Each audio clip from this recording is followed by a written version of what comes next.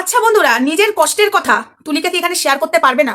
নিজের কষ্টের কথা এখানে কি বলতে তুলিকা পারবে না? যদি তুলিকা কষ্টের কথাটাও শেয়ার করে, তাকে নিয়েও এই মিঠির পরিবার নোংরামো করতে ছাড়ছে না।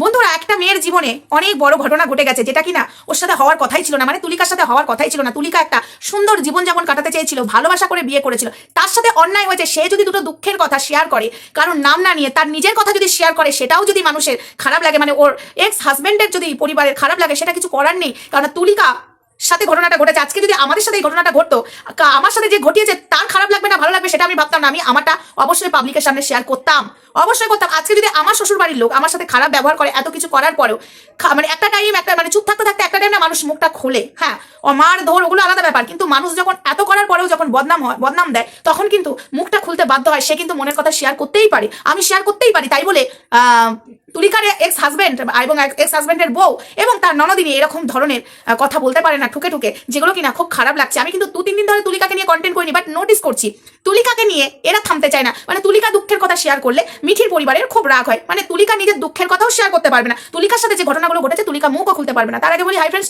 সোমা ওয়ার্ল্ডে তোমাদেরকে অনেক অনেক স্বাগত আর অনেক অনেক ভালোবাসা। চলে এসেছি আবার একটা ভিডিও নিয়ে তোমাদের সামনে। এই যে তুলিকাকে নিয়ে আমি 3-4 দিন হলো কন্টেন্ট করিনি। কেন করিনি? আমি একটু ব্যস্ত ছিলাম। কিন্তু এই যে তুলিকা একটু কষ্টের কথা শেয়ার করছে, রিলসের মাধ্যমে কষ্টের কথা শেয়ার করছে, বড় ভিডিওর মাধ্যমে কষ্টের কথা শেয়ার করছে, এবং আমি দেখলাম দেবলীনাকে নিয়েও তুলিকা ভিডিও করেছে। সে একটা নিজের অনুভূতির সাথে, মানে নিজের সাথে যেগুলো ঘটেছে, ওই দেবলীনার সাথেও সেই ঘটনাটা ঘটেছে, তো সেটা শেয়ার করেছে। কিন্তু এই তুলিকার এক্স হাজবেন্ডের নতুন বউ নেহা খুব ঠুকে ঠুকে শর্ট ভিডিও করছে। দেখো, এই ধরনের শর্ট ভিডিও কেন করছে? যখন ওর বিয়ে হয়ে গেছে, ও তো রোমান্টিক্সের শর্ট ভিডিও করবে, দুঃখের শর্ট ভিডিও তো করবে না। দুঃখের বলতে একজনকে ঠুকে শর্ট ভিডিওটা করবে না। তা সেই ঠোকাটা কাকে ঠুকছে? তুলিকাকে ঠুকছে। সেটা বোঝার মতো ক্ষমতা আমাদের আছে। কথাটা হলো, এখানে মেন কথা হলো তুলিকা তার নিজের কষ্টের কথা, দুঃখের কথা যদি শেয়ার করে, সেটা ওদের প্রবলেম হয়ে দাঁড়াচ্ছে, মানে মিঠির পরিবারের প্রবলেম হয়ে দাঁড়াচ্ছে। সেটা লোকের কি দায়? সেটা তুলিকার কি দায়? মানে এরা কিরকম ধরনের জানো তো, তুলিকা মিঠিরা এখানে নোংরামো করবে। যদি আমাদের মানে আমাদের পাবলিক, আমাদের যদি সমস্যা হয় নোংরামো দেখে, আমাদের যদি প্রবলেম হয়, সেটা যদি আমরা এখানে তুলে ধরে প্রতিবাদ করি, তাহলে চ্যানেলে স্ট্রাইক মারবে, চ্যানেলের ক্ষতি করবে। সেরকমই এখানে তুলিকার কষ্ট দুঃখ নিয়ে যদি এখানে শেয়ার করে, সেখানে এই মিঠির পরিবারের এবং মিঠির পরিবারদের কিছু সাবস্ক্রাইবার আছে, তাদের প্রচন্ড রাগ ধরে, প্রচন্ড মানে গা জ্বালা ধরে, তখন তুলিকাকে নিয়ে কার নোংরামো করতে থাকে কমেন্ট বক্সে, আর নেহা এদিকে নোংরামো করতে লাগে ভিডিওতে। এগুলো তো ঠিক নয় না, এগুলো তো ঠিক নয়। একটা মেয়ের সাথে ঘটনাটা ঘটেছে, মেয়েটার সাথেই ঘটনাটা ঘটেছে, সেটা ঘটিয়েছে তার শ্বশুর বাড়ির লোক। সে নাম না নিয়ে সে তার অনুভূতিটা শেয়ার করছে, সে কিন্তু কাউকে ছোট করছে না, সে অনুভূতি শেয়ার করছে। সেটা নিয়ে মানুষের এত প্রবলেম, এত সমস্যা হলে তো হবে না, তাকে তো বাঁচতে হবে। সে কান্না করলেও কাঁদতে পারবে না। তার সাথে ঘটিয়েছে এই নোংরা ঘটনাটা, ছেলের বাড়ির লোক ঘটিয়েছে। ডিভোর্স হয়ে যাক আর যাই হয়ে যায়, সবাই তো আর ওই 12 ভাগ হতে পারে না, না একটা গেলে আর একটা ভুলে যেতে তো পারে না। তাই তার সাথে ঘটেছে, সে দুঃখটা শেয়ার করছে, সেটা কেউ ওরা চায় না যাতে ও শেয়ার করুক। সেটাও ওদের তুলিকার মুখ বন্ধ করতে চায়। সেটা কেন আমরা মেনে নেবো বলো তো? তুলিকার পাশে আমি থাকবো, আমরা সবাই থাকবো। তুলিকাকেও কিন্তু মানসিক চাপ দেওয়া হচ্ছে। ডিভোর্স হয়ে গেছে তো কি হয়েছে?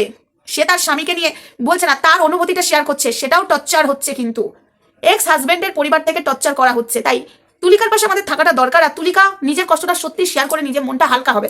অবশ্যই তোমাকে মানে মুখ বন্ধ করাতে চাইছে, মানে রাতারাতি ভিডিও প্রাইভেট করিয়ে দিয়ে, রাতারাতি ভিডিও ডিলিট করে দিল, মুখ বন্ধ করে দিল, রাতারাতি ফোন নাম্বারও রিভিল করে দিল মেয়েটাকে নোংরা করার জন্য।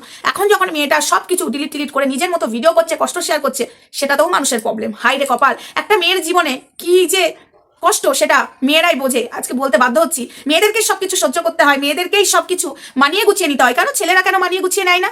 কেন নেয় না? কেন নেবে না? এটাই হলো প্রবলেম দাঁড়িয়েছে কিছু মানুষের।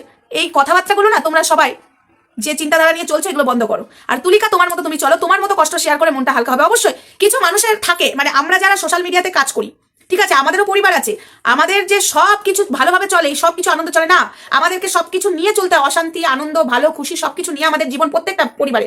তো কেউ যদি সেই কষ্টটা কারোর সাথে শেয়ার করে, সে যদি মনটা হালকা হতে পারে, সেখানে কারোর বাধা দেওয়ার রাইট কিন্তু কারণ নেই। এটা আমি বলছি, কারণ নেই। দেখবে ভেতরে মন গুমড়িয়ে এই যে দেবলীনার অবস্থাটা দেখো, দেবলীনা হাসি খুশি সব ক্যামেরার সামনে দেখিয়েছে, কিন্তু সেই মেয়েটা শেয়ার করতে পারেনি। কষ্টে বুক ফেটে গেছে, দিয়ালে পিঠ থেকে গেছে, সে তখন এত বড় একটা ডিসিশন নিতে বাধ্য হয়েছে যে আমি বাঁচবো না।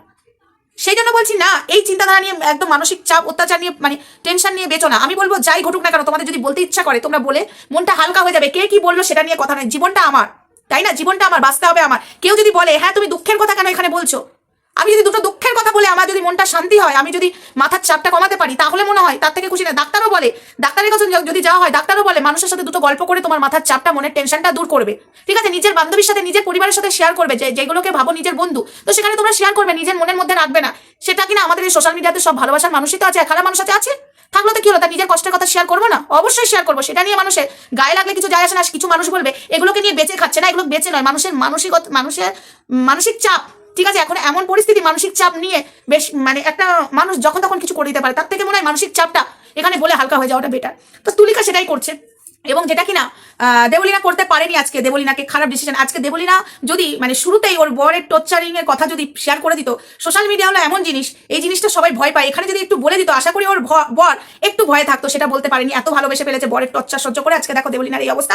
এবং তার সাথে কিন্তু আমাদের তুলিকারও সেই অবস্থায় হতে যাচ্ছিল, এবং হয়েও যে কিছু ঘটনা যেগুলো কিনা তুলিকা পারেনি ওই পরিবারকে ভালোবেসে। তবে তুলিকা মুখ খুলতে চেয়েছিল, তার মধ্যেই তো তুলিকার মুখটা বন্ধ করিয়ে দিল, সেটা তো আমরা সবাই দেখলাম। তো যাই হোক, ভিডিওটা এটুকুই থাক। নেক্সট ভিডিওতে দেখা হচ্ছে। তুলিকাকে বলবো নিজের কষ্টের কথা তোমার শেয়ার করার অধিকার আছে। কে কি বললো জানি না, তোদেরকে বলছি। তুলিকাকে যদি তোরা ঠুকে কথা বলিস, তোদেরকে কন্টেন্ট আমরা বানাবো, কেন চ্যানেলের ক্ষতি করে মুখ বন্ধ করা যায় না। আর যাই হোক, বুঝেছিস? মিঠিকে বললাম এবং মিঠির পরিবারকে বললাম। চলো সবাই ভালো থেকো, সুস্থ থেকো, টাটা।